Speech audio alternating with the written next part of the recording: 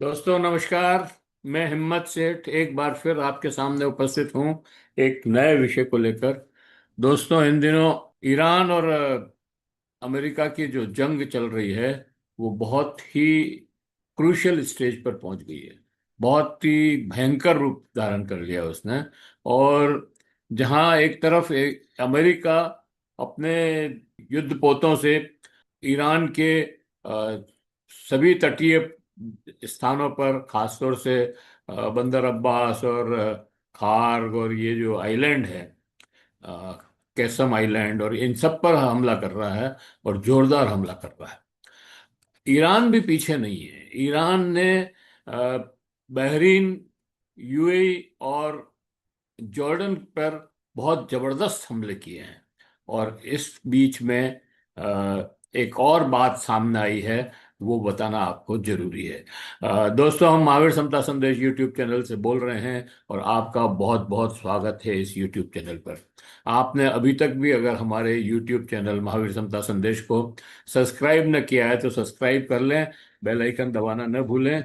और अगर वीडियो अच्छे लग रहे हैं तो लाइक करें, फॉरवर्ड करें, और लोगों को भेजें, अपने दोस्तों और परिजनों को भी इससे अवगत कराएं। और उनसे भी निवेदन करें कि हमारे इस यूट्यूब चैनल को सब्सक्राइब करें। हम ये इसलिए बार बार कहते हैं कि आपका एक क्लिक हमें बहुत प्रोत्साहित करता है। तो दोस्तों, हम ईरान और अमेरिका के युद्ध की बात कर रहे थे, और इस बीच में एक अभी अमेरिका के उपराष्ट्रपति जेडी वेंस का एक बयान आया है। वो और ईरान ने भी कुछ बातें कही है। उससे इस युद्ध पर बहुत ही प्रभाव पड़ना जरूरी है। जेडी वेंस ने कहा कि ये इजराइल जो है वो इस युद्ध को लंबा करना चाहता है और शांति होने नहीं दे रहा है। पर मेरा सवाल ये है कि अमेरिका इजराइल की बातों में क्यों आ रहा है?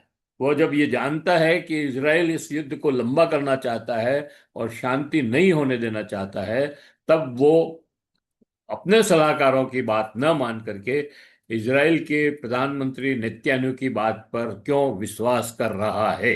ये बड़ा सवाल है। अमेरिका इजराइल की बातों में क्यों आ रहा है? यह आपने सलाहकारों की सलाह क्यों नहीं मान रहा?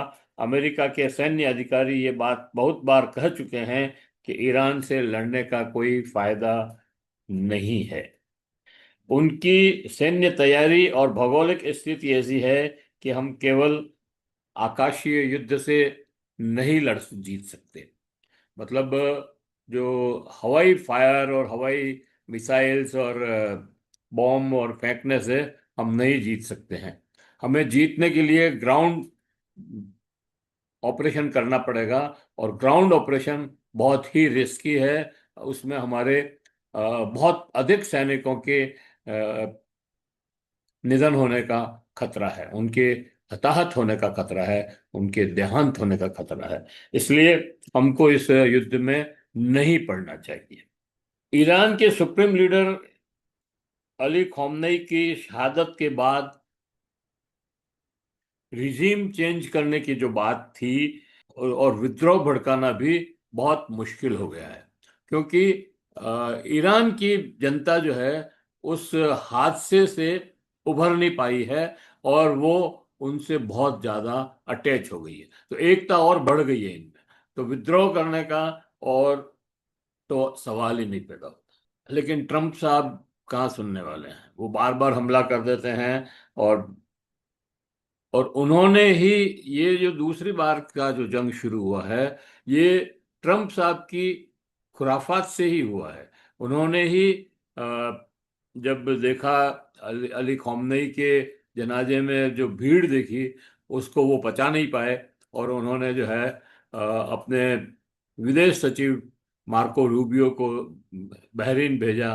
और बहरीन में जाकर उसने ओमान ओमान को दबाया, ओमान पर दबाव डाल करके एक नया, एक वैकल्पिक रास्ता खुलवाया, और वहां से जहाजों को भेजना चालू किया। और उन जहाजों को ईरान ने चेतावनी दी, और नहीं मानने पर उसने ब्लास्टिक मिसाइल से हमले किए। अब ये बहाना बन गया ट्रम्प साहब के लिए और उन्होंने युद्ध शुरू कर दिया। ठीक है, कोई बात नहीं। इससे वो एमओयू जो किया हुआ था वो खत्म हो गया। उन्होंने ट्रम्प साहब ने खुद ने टर्की में नाटो के सम्मेलन में घोषणा की कि अब वो एमओयू खत्म और हम युद्ध के लिए तैयार। लेकिन जब ईरान ने रिटेलिएट किया और वापस जवाब में जो उसने दुबई और यूएई कहना चाहिए, यूएई और जॉर्डन और बहरीन और कतर और इन पर जो हमले किए, उससे बिलबिला गए। और ट्रम्प साहब अब कह रहे हैं कि ईरान अब ईरान से बात भी करना चाहते हैं। ट्रम्प साहब की बड़ी गजब की ये स्ट्रेटेजी है कि वो ईरान से बात भी करना चाहते हैं और उसको धमकी भी देना चाहते हैं। वो समझते हैं कि हमारी धमकी से वो हमारे टेबल पर आ जाएगा और हम कहेंगे जैसा मान लेगा। लेकिन उनको ये समझ में नहीं आया कि वो 40 दिन तक युद्ध करता रहा लेकिन वो टेबल पे आपके धमकी से नहीं आया। और अभी भी आपकी धमकी से वो टेबल पर आने वाला नहीं है। और अब तो उसकी ये स्थिति बन गई है, अपने टर्म्स डिक्टेट कर रहा है।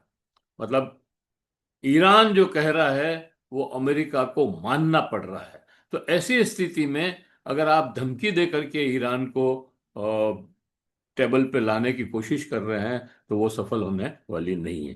खैर, हम ईरान की बात कर रहे थे। हम दरअसल बात यह है कि इजराइल के प्रधानमंत्री नेतन्याहू जो है, उन्होंने ट्रंप को ये बात समझा दी कि ईरान आपकी हत्या करना चाहता है। और इससे वो ब्लैकमेल हो गए और उन्होंने हमला कर दिया। और अब वो ये कहना चाहता है कि अगर आप नहीं लड़ोगे तो मोसाद आपकी हत्या कर देगा। तो अब ट्रंप साहब के पास और कोई चारा नहीं रहा, लेकिन वो फिर से आ, ईरान को धमकी दे रहे हैं कि वो वार्ता की टेबल पर आ जाए। तो ईरान कहता है हम क्या करें वार्ता की टेबल पे आके, आप जो वार्ता करते हो, जिस पे दस्तखत करते हो, उसको आप फाड़ देते हो, उसको मानते नहीं हो, तो फिर उसके कहने से क्या मतलब, उस वार्ता से क्या मतलब है।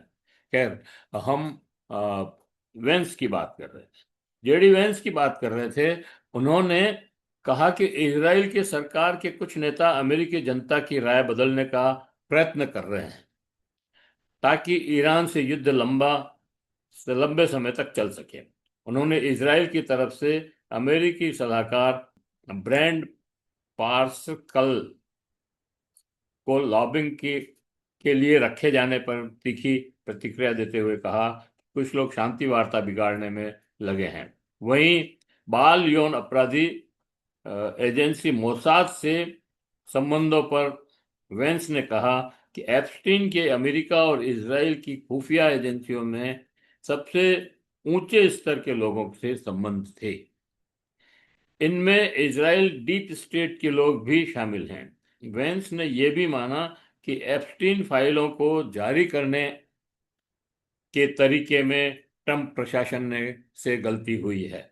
अमेरिका सीनेट में इजराइल को जो एड देते हैं उसमें भी मतभेद पैदा हो गए हैं। 3.3 अरब डॉलर की मदद पर भी मतभेद पैदा हो गए हैं।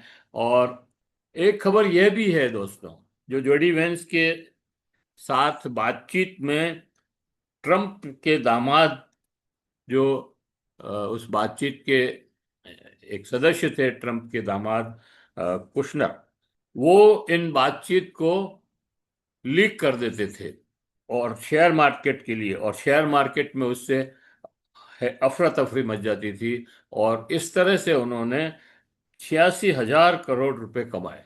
ये ईरान का दावा है, ईरान ने आरोप लगाया है कि कुशनर ने उन वार्ताओं को, गोपनीय वार्ताओं को शेयर मार्केट के लिए लीक करके 86,000 करोड़ रुपए कमाए। इसका आधा हिस्सा हमें दो, वो ईरान मांग कर रहा है। अमेरिका ईरान के बीच स्विट्जरलैंड में जो वार्ता हुई उसको लीक कर ट्रंप के दामाद कुशनर ने बम्पर कमाई की है। उसने इस बातचीत को शेयर मार्केट में हेराफेरी के लिए लीक कर दी। उसके 86,000 करोड़ रुपए कमाए। ईरान ने इस बात का भी यह भी आरोप लगाया कि कुशनर बिटकॉप वार्ता के दौरान रोज इजराइल के प्रधानमंत्री नेतन्याहू और मोसाद के प्रमुख से बात करते थे और उन्हें वार्ता की गोपनीय बातें बताते थे। बल्कि ये भी कह सकते हैं कि उनसे आगे की बातचीत के लिए राय भी लेते थे, सलाह भी लेते थे। तो कोई अतिशयोक्ति नहीं होगी। इससे वार्ता की गोपनीय जानकारी इजराइल तक पहुंच जाती थी और उससे वो और चौकन्ना या अपने हिसाब से अपने प्रयत्न करता था। तो ये सारी बातें हो रही है दोस्तों। लेकिन अमेरिका इससे इनकार कर रहा है। ईरान ने कहा है कि हम जल्दी ही इसके सबूत पेश करेंगे।